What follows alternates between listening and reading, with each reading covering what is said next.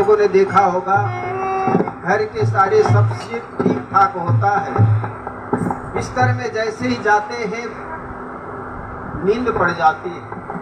लेकिन कभी देखना, पति पत्नी के बीच अगर हिंदुस्तानी पाकिस्तानी कुछ बमबारी हो गई हो, कुछ झगड़ा लड़ाई हो गई हो, सारी रातें करवटें बदलते बीत जाती ही, नींद नहीं आती। इसलिए कभी अपने शब्दों में बड़े अच्छे पिरोते हैं, तन का बिस्तर मिल जाए पर दफ्तर से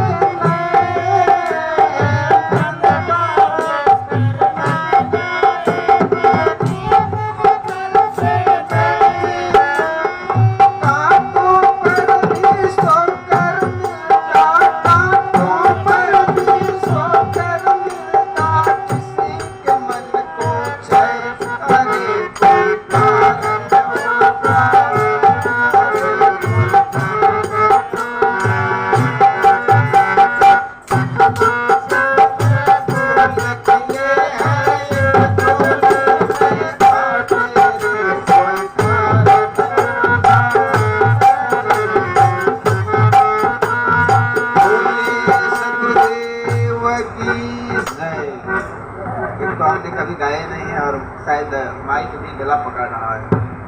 बढ़िया बोल रहे हो सर। सदगुरु के कुछ पदों के माध्यम से आप लोगों के बीच विचार। सदगुरु कबीर के एक प्रसिद्ध पद है, आप लोगों ने कई बार उस पर चर्चाएं सुनी होंगी।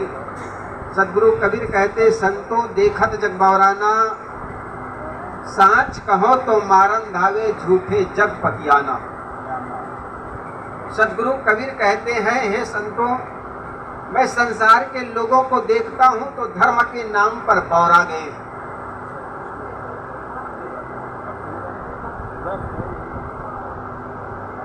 धर्म के नाम पर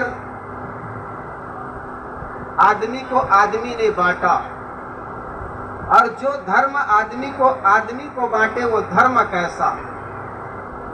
तथाकथित पंडितों के हाथ में लेखनी थी, उनके हाथों में किताब थे, वे मन चाहे जैसे अपने स्वार्थ के वशीभूत होकर ग्रंथों में लिखते चले गए और अपने को सिरमौर मान लिए। मैं बड़ा हूँ, दूसरा नीच कह दिया, दूसरे छोटे कह दिए।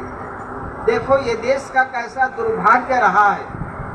जो उत्पादक है, उत्पादन करने वाला है, उसको छोटा मान लिया गया और उपभोग करने वाला व्यक्ति अपने को बड़ा मान लिया।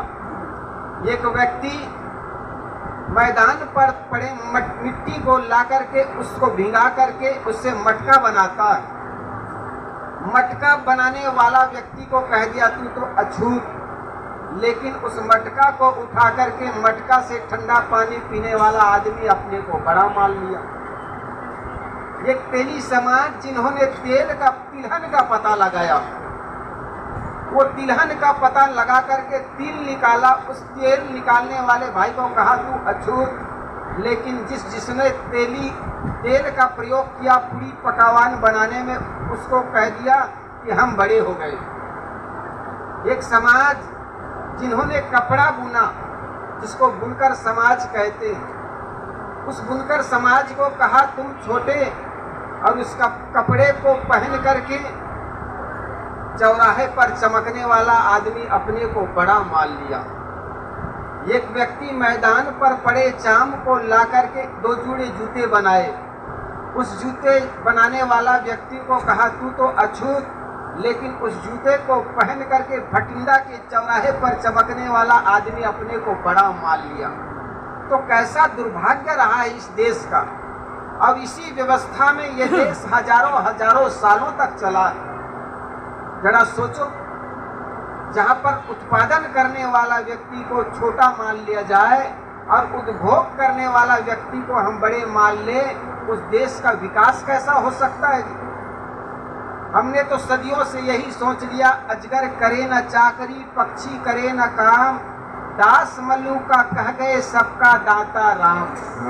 हम यही सोचते हैं, पूज लेंगे लक्ष्मी घर में धन आ जाएगा, पूज लेंगे सरस्वती के देवी, ज्ञान की देवी सरस्वती को हमारे बच्चों में विद्याएं आ जाएंगी।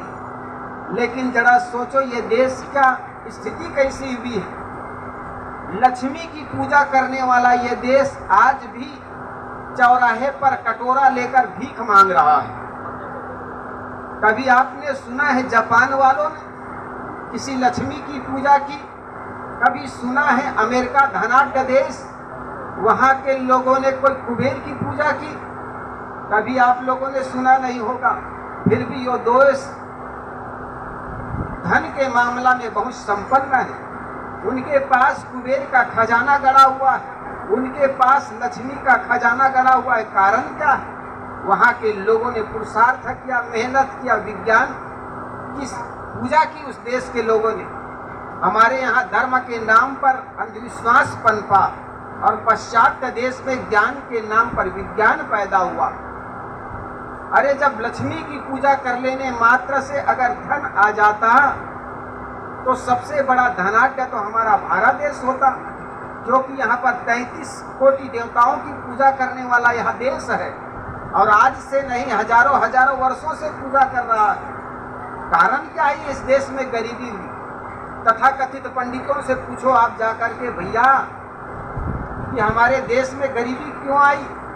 तो वह कहता है ये जवान युवक और जवान युवतियां न तो यहाँ देवी देवताओं को मानते, न किसी प्रकार को ग्रंथ को मानते, न तो वेद को स्वीकार करते।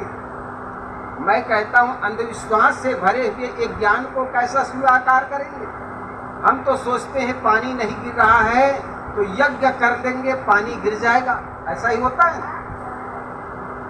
यज्ञ नहीं करते हो तो भी पानी गिर ही रहा है। बिहार के धरती पर बाढ़ आ जाती है आए दिन, और आप अगर यज्ञ करने से बारिश होती है तो राजस्थान के मड़वाड़ क्षेत्र में जाकर के कोई यज्ञ करके बारिश कर दे तो मान लिया जाएगा बारिश होती यज्ञ से। गुजरात के काठियावाड़ सागर के किनारे होते हुए भी वह देश, वह राज्य पानी के लिए तरसता है। सागर का पानी मीठा होता है, उस पानी को पिया नहीं जा सकता, खारा है, वह पानी को पिया नहीं जा सकता। वहां पर जाकर के कोई यज्ञ करे और बारिश करा दे तो मान लिया जाएगा कि यज्ञ करने से बारिश होती है। लेकिन केवल हम कथनों के आधार पर ये प्रमाण देते चले जाते हैं कि हमारे धर्म ग्रंथों में यज्ञ करने से पानी गिरता है, ऐसा लिखा हुआ है। हम केवल मानते चले जाते, जानते कुछ नहीं। सदगुरु कबीर ने कहा जानने से मानने से काम नहीं चलेगा, जानना होगा। इसलिए सदगुरु कबीर ने कहा बहुत दुख दुख दुख की कहानी तब बची हो जब राम ही जाने। सदगुरु कबीर कहते हैं उस राम को जानो, लेकिन हम जानते नहीं हैं। समस्या कहीं और है, समाधान कहीं और ढूंढते हैं।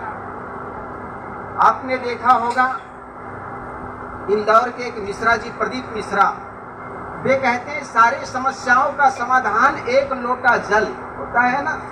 आपके बच्चे भी स्कूल जाते थे, उसको बंद करा दी करके वो कहते हैं कि बच्चे जीवन में कभी स्कूल न जाए और बेल पत्र को 7 दिन शिवलिंगी पर चिपका दे, आपके बच्चे पास हो जाएंगे, ऐसा कहता है ना।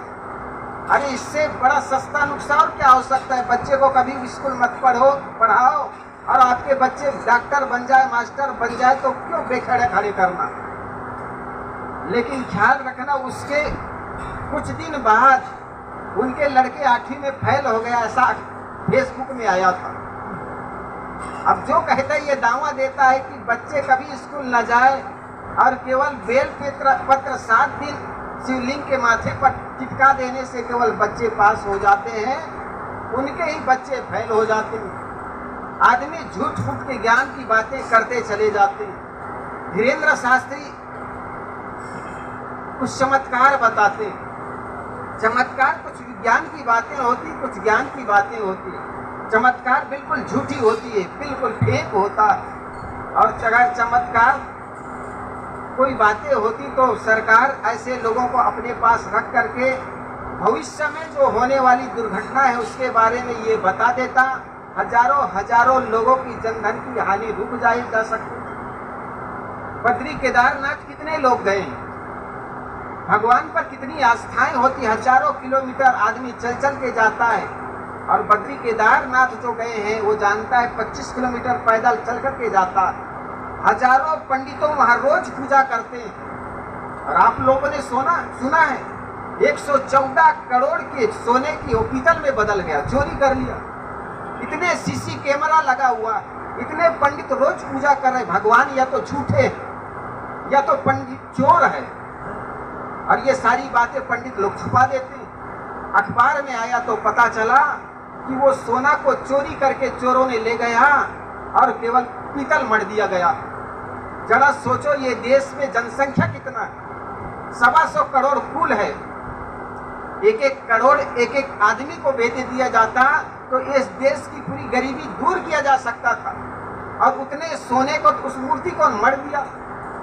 इस देश की आंखें अभी भी नहीं खोली। बहुत बड़े डॉक्टर ने कहा था कि कितने भी नशाबाज आदमी हो, आदमी का इलाज किया जाए, वो आदमी प्रतिज्ञा कर ले तो कितना बड़े से बड़े नशेड़ी व्यक्ति भी 20 वर्ष 25 वर्ष के इलाज के बाद नशा छोड़ सकता है। लेकिन इस देश के लोगों में पत्थर के प्रति जो नशा है, आज भी वो नशा छूट नहीं पा रहा है। इसलिए सदगुरु कबीर ने कहा, पाहन पूजू हरि मिले तो मैं पूजू पहाड़, ताते से चाकी भली पूज पीस खाए संसार। सोमनाथ के मंदिर में हुआ क्या था? मोहम्मद गजनी आए, वहां के शिवलिंगी को तोड़ फोड़ कर ले गए। हजारों करोड़ों रुपए की सोने चांदी से बड़ा हुआ अष्ट धातुओं की मूर्ति थी, वो सारे मूर्तियों को ले गए। और फिर भी हम सोचते हैं मंदिर में भगवान विराजते। अरे भगवान विराजते तो मंदिरों में चोरियां क्यों होती?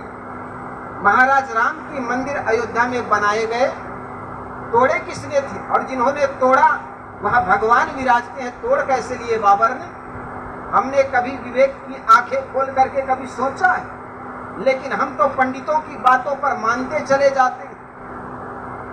हम तो गुलाम बनने के लिए तैयार ही बैठे हुए हैं। जरा सोचो, किसी ने कहा था जो व्यक्ति अपने घर में बच्चा पैदा करे लेकिन उस बच्चे का नामकरण भी खुद ना कर पाए, जो व्यक्ति अपने बच्चों की शादी करे उस शादी के डेट भी अपने निकाल ना पाए, माँ बाप मर जाए उनके भी क्रियाक्रम करने के लिए पंडित बुलाए, उस समाज का कभी उत्थान हो नहीं सकता। इसलिए कभी मत सोचना कि आप पंडित को बुला लेंगे और हमारे बेटे की शादी के बेटियों की शादी में मंगल मंत्र पढ़ लेंगे। अरे जिसने मंगल जगह पर आपको जाने से रोकता रहा, वो आपकी बेटी की शादी में मंगल मंत्र कैसे पढ़ लेंगे? कैसा विश्वास हो जाता है आपको? कभी सोचा है इसके बारे में?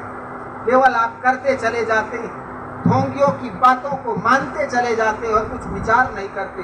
सदगुरु कबीर कहते हैं, जो व्यक्ति विचार करता है, विवेक करता है, वो आदमी आगे बढ़ता है। और जो आदमी केवल मानता चला जाता है, उसके दिमाग में गोबर भरता चला जाता है। और यही कारण है कि पंडित जैसे कहता है वैसे आदमी करता चला जाता है। सदगुरु कबीर कहते हैं, किसी भी बात पर विचार करो और जो समाज विचार करता है वो आगे बढ़ता है। एक कहानी सुनाओ। एक व्यापारी था, पहले जमाने का समय था, गाड़ी मोटर का समय नहीं था। सिर पर कपड़े का लट्ठर बांध करके गांव में फेरी लगाया करता था। एक दिन एक मंडित, और वो शाम को समय जब बेच लेता तो मंदिर में विश्राम करता। एक दिन मंदिर में विश्राम कर रहा था तो मंदिर का जो पुजारी था उनके पास एक घोड़ा था। पंडित ने सोचा, यार ये व्यापारी और सिर में मोटरी लाद करके गांव में फेरी लगाता है, थक जाता है बेचारा, तो मेरे पास एक गधा है, क्यों ना दे दूं। उस गधा को उनको भेंट कर दिया। वो व्यापारी रोज गधे, सुबह उठ करके गधे में कपड़ा लादता और फेरी लगाता। ऐसे करते करते वर्षों बीत गए, हजारों रुपए कमाए वो। एक समय ऐसा आया, गधा बीमार पड़ गया और बीमार पड़ के मर गया। गधा के मन में विचार जगा, इस गधे के चलते मैंने काफी पैसे कमाए, तो मर जाए और इसकी लीला ऐसे ही समाप्त ना हो जाए। कम से कम इनका मैं नमक हराम ना बनूं, तो कम से कम समाधि तो बना दूं। तो गधा मर गया, वहीं पर समाधि बना दिया। और समाधि बना दिया तो थोड़ा फूल पत्र भी रख दिया बेचारा। तो उधर से एक दूसरा आदमी निकला, वो भी आफत का मारा था। उन्होंने सोचा, यार लगता है कोई देव पैदा हो गया। भारत देश में तो ऐसा ही कुकुर मुक्ता की तरह भगवान पैदा होते रहते हैं, कहीं दशा माँ तो कहीं सोलंकी माँ तो कहीं जसोल माँ। उन्होंने देखा नया नया कोई भगवान पैदा हो गया, जाकर के हाथ जोड़ करके अनुनय विनय करने लगा, हे भगवान इस समाधि के देवता अगर मेरी मंगत पूरी हो जाए तो बड़े गांव के लोगों को बुलाकर भंडारा कराऊंगा। और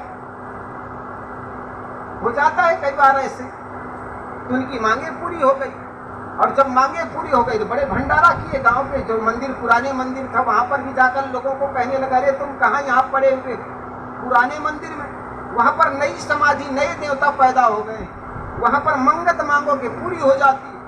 अब पुराने मंदिर के जो भी ग्राहक थे सब नया मंदिर में आने लग गए। तो पुराने मंदिर के पंडित ने देखा, यार कौन से नया देवता पैदा हो गए, चल करके देखो। तो आकर के देखा तो वही व्यापारी जिसको गधा दिया हुआ था, वो अगरबत्ती टंकोरी बजा रहा है, घंटी बजा रहा है। उनको पास में बुला करके कहा, यार व्यापारी मैं तुम्हें जानता हूं, तुम वर्षों पहले व्यापारी करते थे, कपड़ा बेचते थे, अच्छा ये बताइए समाधि किनकी है? व्यापारी ने कहा, गुरुजी आपसे छुपाऊं क्या, वर्षों पहले जो गधा दिया था ना, वो गधा मर गया, उन्हीं की समाधि है। व्यापारी के मन में भी जिज्ञासा जगी, अच्छा गुरुजी आपने जो गधा दिया था उनकी समाधि तो ये है, लेकिन वर्षों से आप जिनकी पूजा कर रहे हैं वो किनकी समाधि है? तो पंडित ने कहा, जो गधा आपको दिया था ना उनकी मम्मी की समाधि है। हम गधों की पूजा करते चले जा रहे हैं, हम विचार नहीं करते, जितनी भी समाधि है सब ऐसा ही है। सदगुरु कबीर कहते हैं, जिंदा लोगों की पूजा करो, घर में रहे माँ बाप को तो हम सुंदर भोजन नहीं करा पाते, और मर जाने पर ले जाते हैं गंगा नदी उनके अस्थियों को बहाने के लिए। अरे जीते जी जो अपने माँ बाप के आंसू पोंछ न पाए, वो मरने के बाद क्या उनकी आत्माओं को शांति के लिए क्रियाक्रम जो भी करेगा सब व्यर्थ है। इसलिए घर में जो माँ बाप है, घर में जो बूढ़े माँ बाप है, पति है, पत्नी है, वो सब लोग देवी और देवता है। लेकिन हमको तो वो पास में रहे लोगों में देवी और देवता नजर नहीं आते हैं। लोग बता देते हैं, वही दौड़े चले जाते हैं। राजा रघु के बारे